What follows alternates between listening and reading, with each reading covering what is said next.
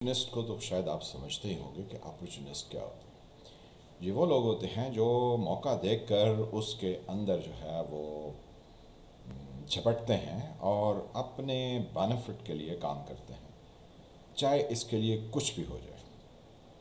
तो आजकल अगर आप जो है वो मुल्क के हालात देखें तो आपको अपॉर्चुनिस्ट की तरफ से दाएं बाएं ऊपर नीचे आगे पीछे हर तरफ से हमले होते हुए दिखाई दे रहे हैं। केपीके का इलेक्शन क्या हुआ कि लोग इमरान खान के ख़िलाफ़ ऐसे बोल रहे हैं जैसे वो समझते हैं जैसे उनकी लॉटरी लग गई। और आसिफ अली जरदारी के तो वो पिछले 40 साल से ही दुश्मन चले आ रहे हैं, क्योंकि उसके बारे में तो उन्होंने कभी कोई कलमा हक कहना ही नहीं। पीछे कौन रह गया? पीछे वो रह गया जिसने हर किसी को पैसे दिए और अपने काम चलाए और लोगों को कहा लुट के खा जो इस मुल्क को, जो चाहे आप जो है वो यहाँ पर करना चाहो करो, आपको कोई कुछ नहीं कहेगा। तो वो थे हमारे किबला नवाज़ शरीफ साहब। तो उनके बड़े कसीदे जो है ना वो गा रहे हैं, हालांकि वो नाअहल हैं, उनके ऊपर केस अभी तक उसी तरह से है, वो अदालत से भागे हुए हैं, वो झूठ बोल के गए हैं। इसके ऊपर किसी तरह की कोई गुफ्तगू ये लोग नहीं करेंगे। अब मैं कुछ देख रहा था, वो कहते हैं 12वें खिलाड़ी ने मार मार के इमरान साहब का मुँह जो है वो लाल कर दिया।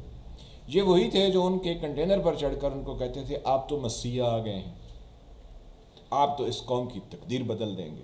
तो आज वो इमरान खान के उसी तरह ख़िलाफ़ हैं जैसे वो किसी और के ख़िलाफ़ थे जब इमरान खान का कंटेनर था, क्योंकि उनको उस वक्त नज़र आ रहा था कि ये इमरान खान जो है इसने वज़ीर आज़म बन जाना है, तो लिहाजा इससे बेनिफिट ले लो।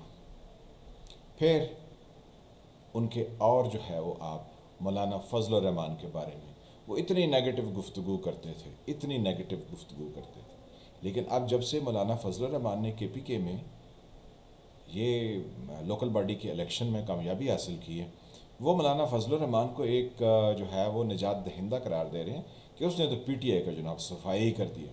और मौलाना फजल रहमान जो है इसके ख़िलाफ़ नाजायज़ जो है वो इमरान खान ने इतनी नेगेटिव कैंपेन चलाई और उनको पता नहीं किस किस अलकाबात से नवाजा। तो भाई आप भी तो इमरान खान के साथ मिलके यही गुफ्तगू फरमा रहे थे। फिर अब जो है वो मौलाना फजल रहमान के कसीदे किस लिए पढ़ रहे हैं?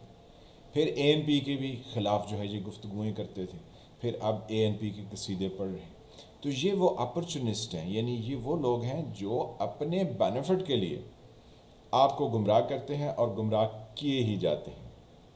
और हमारे लोग क्या करें, वो इनकी बातों पर ऐसे जो है ना वो यानी एतबार कर लेते हैं कि वो ये नहीं कहते कि मोमन एक सुराख से 2 बार नहीं डसा जा सकता।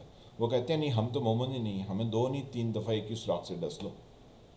मतलब ये अवाम के भी सोचने का अमल है ना, कि जो वो उनको कसीदे सुना रहे हैं कि जनाब मरीम नवाज़ साहिबा जो है वो ये कर देंगी। मरीम नवाज़ साहिबा क्या करेंगी? यानी उन्होंने कोई एक जो है वो आपसे सीधी सच्ची स्ट्रेट बात की हो, नंबर 1। नंबर 2, उन्होंने आपके लिए कोई पाकिस्तान को इन मुश्किलात से निकालने का कोई बेहतरीन हल या फार्मूला, वो ख़ुद तो कुछ नहीं जानती हैं, लेकिन चलें कोई 2-4 लोगों से मिल के बैठ के कोई फार्मूला तलाश कर लेते। किसी ने भी नहीं किया। ये नहीं कि मुस्लिम लीग नवाज़ ने नहीं किया, किसी पॉलिटिकल पार्टी ने ऐसा कुछ नहीं किया। लेकिन किसी पॉलिटिकल पार्टी ने ये नहीं कहा फ़लाँ की में वीडियो है मेरे पास तो मैं फ़लाँ की, यानी ये वो ब्लैक मेलर्स हैं। आपको कोई कॉल करता है ना, वो कहता है मेरा ये मुतालबा है इसको मानो, वरना तुम्हारी वीडियो तुम्हारे घर वालों को भेज दी जाएगी, तो तुम्हारे दोस्तों को भेज दी जाएगी, तो जहाँ तुम काम करते हो तुम्हारे कोलीग्स और तुम्हारे जो साथ में लोग काम करते हो उन सबको भेज दी जाएगी, फिर पूरे शहर में तुम्हारी वीडियो भेज दी जाएगी। तो वो क्या कहते हैं? वो कहते हैं जी आप जैसे चाहते हो मैं वैसे कर ले, तो मेरी वीडियो प्लीज़ ना भेजो। जैसे हमारे वो उसके नैब के चेयरमैन साहब, उनकी वो वीडियो आई ना, वो पता नहीं एक ज़िक्र था कहीं पर किसी के, अब क्या कहें उसका, इतनी वाहियात गुफ्तगू थी। तो फिर उन्होंने कहा नहीं नहीं नहीं, जैसे आप कहेंगे मैं वैसे कर लूँगा, मेरी वीडियो वायरल ना करें। तो यानी उनको भी ब्लैकमेल करने वाले वही लोग थे जिन्होंने नवाज़ शरीफ साहब को ट्रेनिंग दी थी। अब नवाज़ शरीफ साहब को ट्रेनिंग किसने दी थी? लोग, क्योंकि तारीख़ जो है ना, पहले तो हमारी बहुत सारी इस वक्त अवाम जो है अराउंड 45% जो है, यानी 45% अवाम वो 30 साल से कम उम्र की हैं। तो उन्हें पता नहीं कि यहाँ पर कैसे कैसे जो है ना वो गेम्स नहीं, यहाँ पर कैसे कैसे फ्रॉड्स खेले, नहीं फ्रॉड्स भी नहीं, यहाँ पर कैसे कैसे जो है वो क्या कहेंगे, कैसे कैसे जनाब यहाँ पे कलाबाजियाँ नहीं, कलाबाजियाँ ये सब आसान अच्छे अल्फाज हैं। यहाँ पर ऐसे ऐसे घिनौने खेल खेले गए हैं कि जब तक आप उसको जानेंगे नहीं, आपको दोबारा से उसी सुराख से डस लिया जाएगा।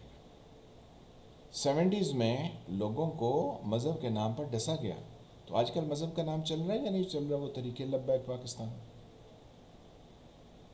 कौन ऐसा मुसलमान है जो कि हज़रत मोहम्मद सल्लल्लाहु अलैहि वसल्लम की शान में गुस्ताखी को बर्दाश्त कर सकता? लेकिन नहीं, वो उन्होंने ठेका ले लिया है। तो ये 77 के बाद अब आप सोचें कि कितने साल हो गए, 40+ ईयर्स हो गए ना। तो यानी उस वक़्त जो लोग समझदार थे, यानी जो अकल व शऊर रखते थे, अब वो बूढ़े हो चुके हैं, 80s में चले गए, 30s वाले 70s में चले गए। तो जो उस वक़्त बच्चे थे और जिनके घरों में ये शऊर दिया जाता था, वो अब जो है वो इन चीज़ों के ख़िलाफ़ बताते हैं। लेकिन हमारी नौजवान नस्ल है कि वो सुनने को कहते नहीं नहीं नहीं नहीं नहीं नहीं, ये इमरान खान ने बहुत कुछ किया। हमने ख़ुद देखा, हमने कई अपने यंगस्टर से कहा कि ये PTI जो है ना, ये सब फ्रॉड है। आप इस पर फ्रॉड से मुराद ये नहीं कि हम उनको कोई बुरा कह रहे हैं, हम कह रहे हैं कि ये जो इसके गुब्बारे में हवा भरी जा रही है ना इनके पास 200 लोगों की टीम है, ना इनके पास जो है वो 400 बिलियन डॉलर आने हैं, ना इन्होंने कुछ और करना है। ये सब आपको रोज़ी पिक्चर यानी सब्ज़ बाग आपको दिखा रहे हैं, तो आप इनके सब्ज़ बागों में मत आई। लेकिन वो यंगस्टर कब सुनने वाले थे? अब मेरे से मिलते हैं ना जो हमारे इर्द गिर्द में हैं, तो मैं कहता हूँ हाँ जी, तब्दीली कैसी लगी? तो कहते नहीं, आप हमें शर्मिंदा करते हैं, हमारा इतना तजुर्बा नहीं था, सॉरी हमने आपकी बात नहीं सुनी। तो क्वेश्चन इतना सा है कि ये आपको नए नए आके सब्ज़ बाग दिखाता है। अभी जो आपको बहुत सारे लोग सब्ज़ बाग दिखा रहे हैं ना कि जनाब इमरान खान की तो हो गई है तहरीक इंसाफ का सफाया, तो जनाब अब जो है वो मौलाना फजल रहमान जो है वो हमारे निजात दहिंदा फजल रहमान भी नहीं, क्योंकि उनके अंदर भी एक वो खाकी वर्दी वाले जो वो बनाए हुए हैं ना उन्होंने, वो उनकी बहुत बड़ी गलती है। वो उससे तौबा कर लें तो मौलाना फजल रहमान के अंदर काफ़ी खूबियाँ हैं, वो बहुत कुछ जो है ना वो बेहतर कर सकते हैं। लेकिन उनका भी क्योंकि जो उनका बचपन है वो जनरल ज़िया के टाइम में जो है ना, यानी उनकी जो अल्लड़ जवानी थी मौलाना फजल रहमान साहब की, वो देखें उनकी तकरीरें, तो वो जनरल ज़िया साहब के दौर में जो है ना वो जवान थे, तो कुछ ना कुछ तो फिर खरबूजे को देख के खरबूजा भी रंग पकड़ जाता है।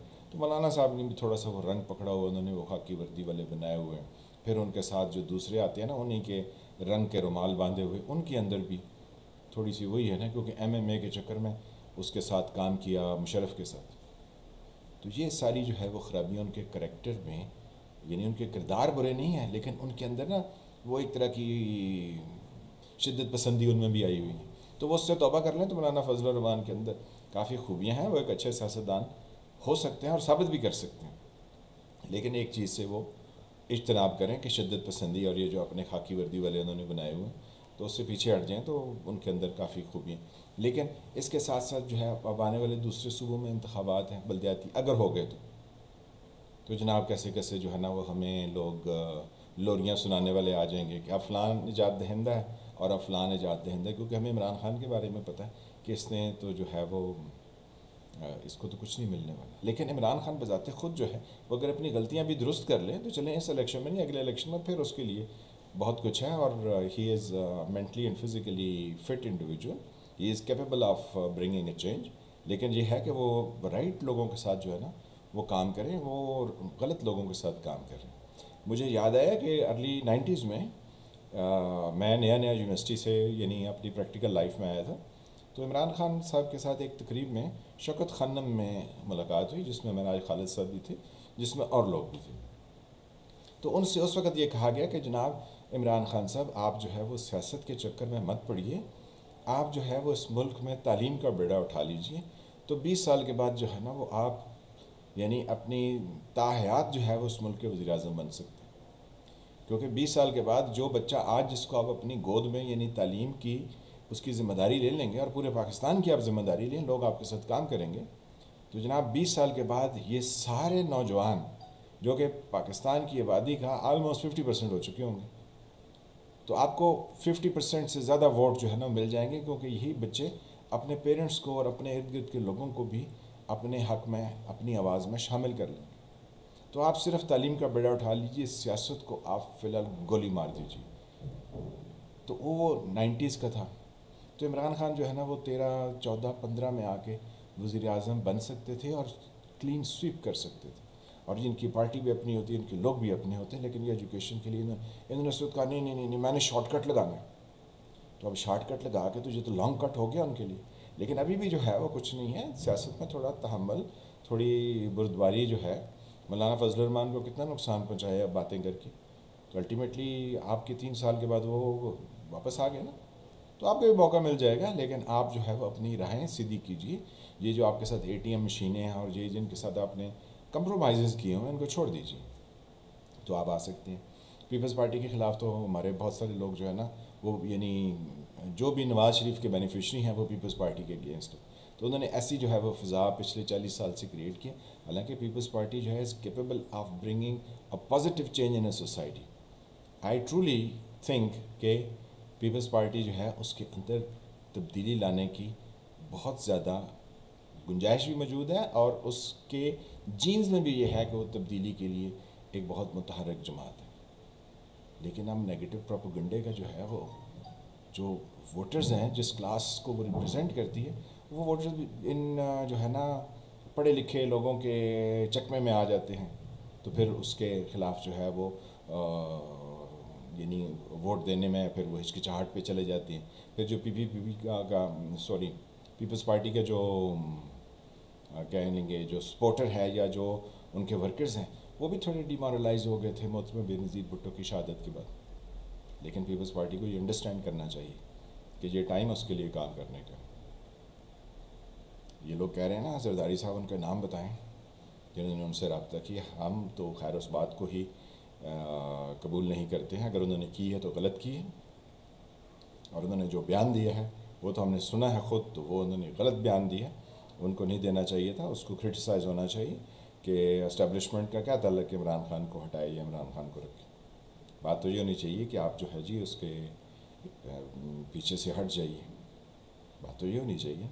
लेकिन आसिफ अली जरदारी साहब को इसकी वजाहत करनी चाहिए कि वो किसी एस्टेब्लिशमेंट से कोई चीज़ जो है वो नहीं कहने के लिए है।